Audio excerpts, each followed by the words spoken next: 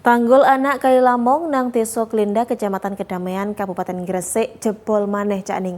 Akibatnya puluhan hektar sawah bare omahe warga kerendam banjir. Wakil Bupati Gresik Asluhul Alif ngecek langsung proses nandani tanggul sing jebol ben banjir gak tambah ombo. BPBD Gresik nyatet tanggul sing sempat ditandani wingi kemis bengi jebol maneh. Akibatnya amberane Kali Lamongan ngerendem atusan hektar sawah nang Desa Klinda Kecamatan Kedamaian karo nang Desa Geluran Kecamatan Benjeng. Debit banyu sing terus mundhak ya ngerendem atusan omahe warga. Dukure banjir sing nyandak kentol sampai dengkule wong kerang ganggu aktivitas warga. Jumat isuk mau Wakil Bupati Gresik Asluhul Alif marani titik tanggul sing jebol gawe mastekno dandan-dandane iso dilakoni luwih cepet.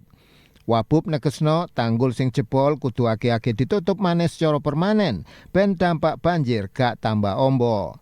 Teko repotane BPBD Gresik banjir kedadean kait dina Rebo jam 4 subuh.